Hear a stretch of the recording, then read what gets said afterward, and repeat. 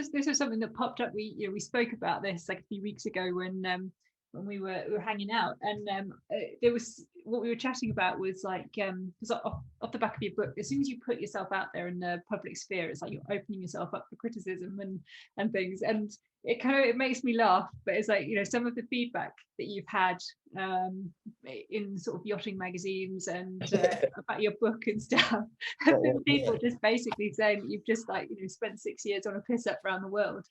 I was recently reviewed in the Yachting Monthly magazine, and it's absolutely priceless. I'll get a little bit out. It says you have to read it. It's just like I'll skip to the funny bit. It says fewer than 1,000 sailors achieve a circumnavigation each year, and for most it remains a private achievement. Tait's trilogy is a fluently written lad's journal where there are more synonyms for drunken behavior than descriptors of the Beaufort scale. Enthusiasts of extreme sports, surfing, freediving, big fishing, and partying may love this book. For others, it might prove a Marmite. It's good to be Marmite. I think this is really funny because I know that when my book came out as well, and it's just like I remember like my first negative review was kind of like more of an attack on me than actually like an assessment of my writing or the book.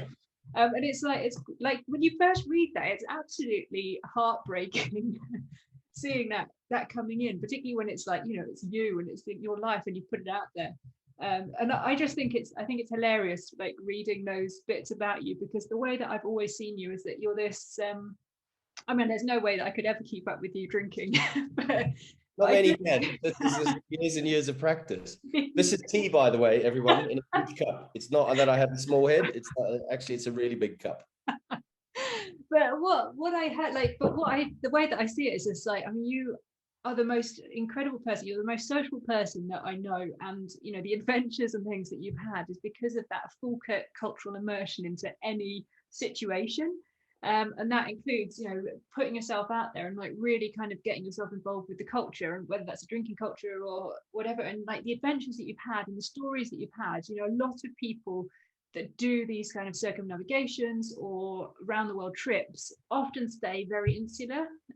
Whereas for yourself, it's like a full immersion, and you're willing to put things on the line to meet people and have these experiences. And I think it's such an honest and raw read, like your books, and it's just incredible. Thank you, I appreciate it. It's it was about 3 years of work to get the books down. It's a long, really long process. I think the first book was about 13 drafts, and as you said, the first negative review I got on Amazon was heartbreaking. I was like, have you actually read my book, mate? Like, what are you doing? But it's, at the end of the day, it's an opinion and everybody's got one. So if you buy the book and you like it, that's fantastic. If you don't like it, it's not the end of the world. Such is life. There's lots of other books out there. So did you set out when you first started your journey, did you set out to write a book as well, or was this something that came off the back? Not at all, actually. The idea of the book came when I was stuck in a tent with one of my best mates in Mount Kosciuszko in Australia. I've got a really good friend called Craig Arnold who runs like a gym franchise, and amazing guy, was a world-class adventure athlete. And he was like, oh, I'm in Australia. He's like, cool, I'm taking the first 5 days off that I've taken off in 4 years. We're going into the mountains. And I was like, oh, this is going to be fun. The guy used to run like 100 Ks a day for 7 days. Just like, what are we doing? He's like, don't worry, it'll be fun. Anyway, fortunately, we got completely snowed in on day 3 because I was broken, and we stayed in a tent together for 24 hours, couldn't even see like more than 5 meters away. And he was like, oh, you should write a book about this. And I was like, no one would be interested in hearing about this. And he's like, Daz, you're the only person I know who spent 10 years trying to get a boat and go sailing. Then you got shipwrecked and lost everything. Then you decided, actually, I'm going to carry on, and all of the adventures and that. He's like, I like listening to them, so I'm sure other people would. So I sort of molded over, and then just the next morning woke up and I went, okay, mate, I'm going to write a book, I promise. And he was like, yep, you're a man of your word. If you say you're going to do something, it's done. And that was it. Then I was like committed. So I had to. And you didn't just write 1, you wrote 3. Well, that's the problem. It just kept morphing into more and more stories, and to get everything to link together. And then like originally I was writing 1 book, which would have been about 50,000 words. And like after first draft, I think it was 170,000 words.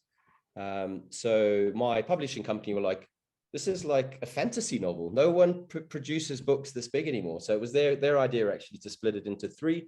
And it worked out really well. The first book is about my adventures on my own boat.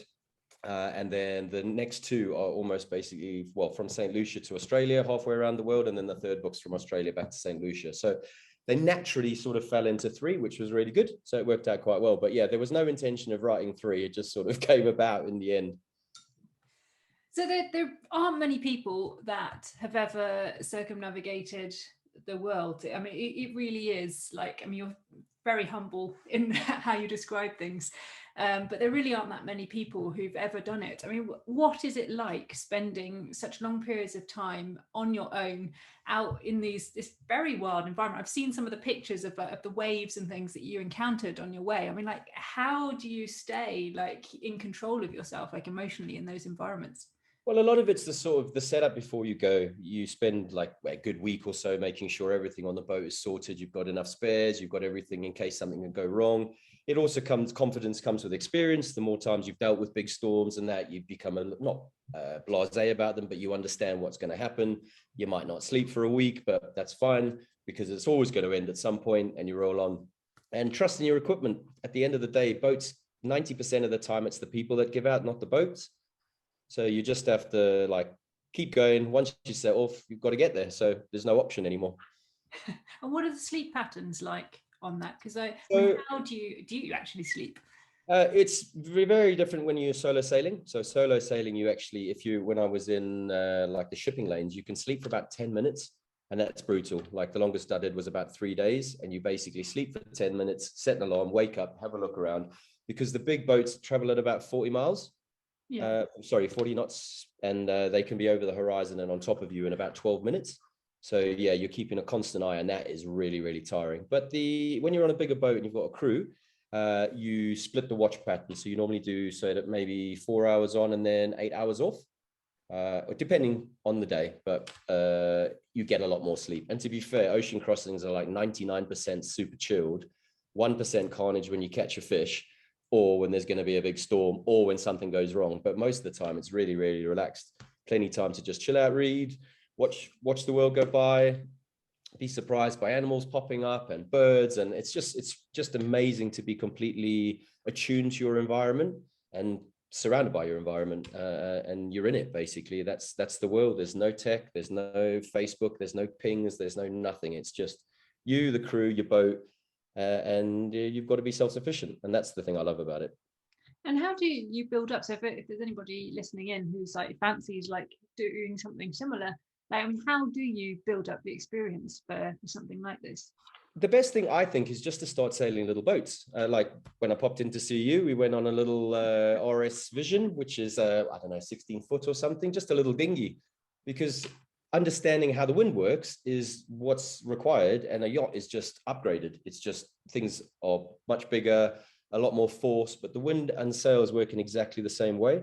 So if you learn the basic skills in little dinghies, and it's really, really fun. Dinghies are amazing to sail because you're like maybe half a meter off the water and you're flying along and you feel like you're really, really charging at school.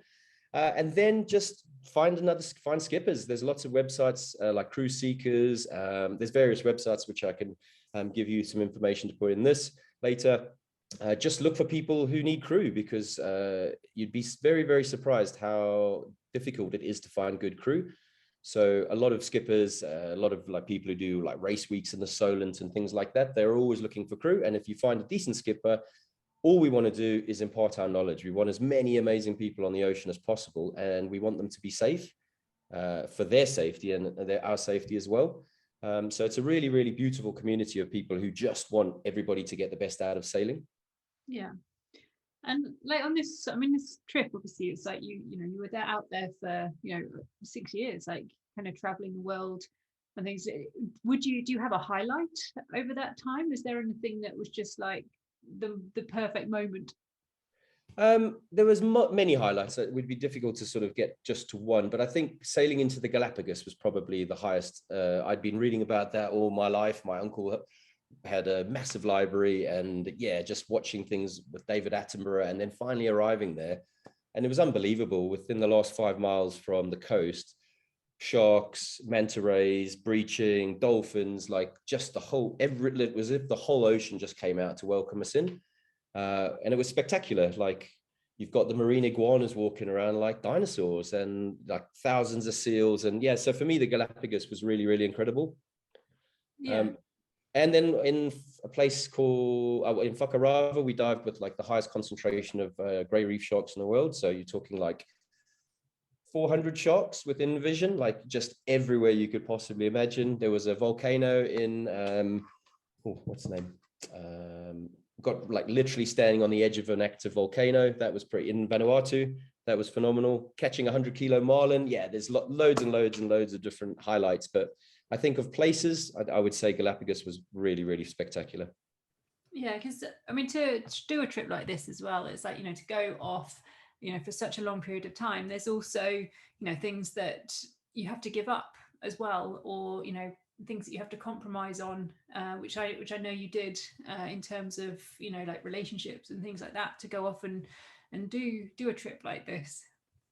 It's different. Yeah, I mean, I was with a really, really incredible girl, Amy, but I always had this yearning to go to sea. I think it's been in my family. My uncle was a merchant in the Merchant Navy.